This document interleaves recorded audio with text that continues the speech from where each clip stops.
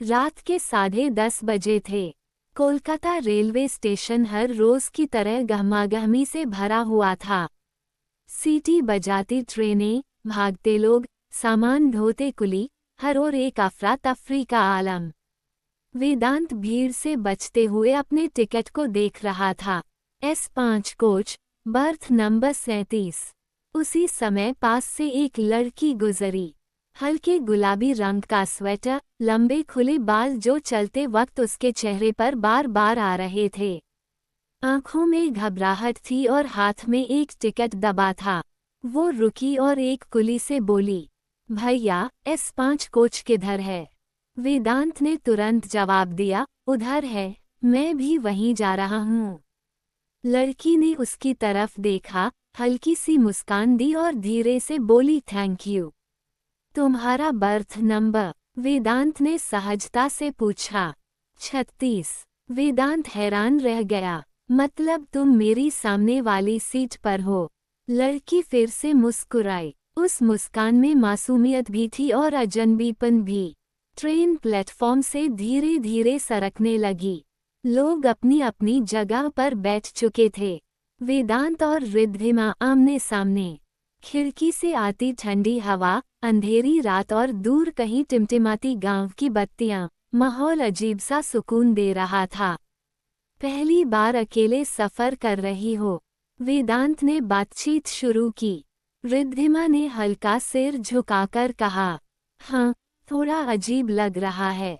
डर लग रहा है। डर से ज्यादा ऐसा लग रहा है जैसे कुछ नया होने वाला है। वेदांत ने उसकी आंखों में देखा और मुस्कुराकर कहा, हो सकता है ये सफर यादगार बन जाए। 12 बज चुके थे। ज्यादातर लोग सो चुके थे। डिब्बे की बत्तियां हल्की कर दी गई थीं। वेदांत ऊपर की बर्थ पर जाने के लिए उठ ही रहा था कि अचानक ट्रेन झटके से रुक गई। रिद्धिमा लड़खड़ाई और सीधे वेदांत के ऊपर गिर गई। उसके बाल वेदांत के चेहरे पर बिखर गए। उसकी सांसें उसकी गर्दन से टकरा रही थीं। कुछ पलों तक समय जैसे थम गया। दोनों खामोश, बस धड़कनों की आवाज। रिद्धिमा संभालने की कोशिश कर रही थी लेकिन उसका हाथ अब भी वेदांत की छाती पर टिका हुआ था। सॉरी, उसकी आवाज कांप रही थी। वेदांत ने उसकी आंखों में झांका और धीमे से कहा, कोई बात नहीं। रिद्धिमा की उंगलियां अनजाने में उसकी उंगलियों में उलझ गईं। वेदांत ने हल्का सा दबाव दिया। ट्रेन फिर से चल पड़ी, लेकिन अब उनके बीच की दूरी कहीं खो गई थी। रिद्धिमा ने धीरे से सिर वेदांत के कंधे पर रख दिया। ये सफर अलग है। वेदांत ने मुस्कुराकर कहा, हाँ, बहुत अलग। सुबह की हल्की रोशनी खिड़की से भीतर आ रही थी। ट्रेन धीमी हो रही थी। रिद्धिमा खामोश बैठी बाहर देख रही थी। उसकी आंखों में हल्का सा दर्द था। तुम यहाँ उतर रही हो? वेदांत ने धीरे से पूछा। उसने सिर हिलाया, हाँ।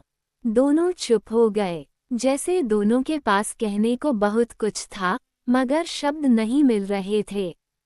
ट्रेन प्लेटफॉर्म पर रुकी। रिद्धिमा ने बैग उठाया, लेकिन जाने से पहले एक आखिरी बार वेदांत की आंखों में देखा। ये सफर याद रहेगा। वेदांत बस मुस्कुरा सका। उसकी आंखों में नमी थी। रिद्धिमा धीरे धीरे भीड़ में खो गई।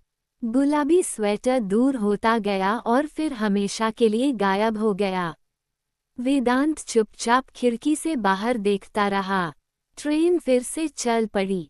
रिद्धिमा जा चुकी थी, पर उसकी मुस्कान, उसकी खुशबू और वो आधी रात की नमी हमेशा वेदांत के दिल में रह गई।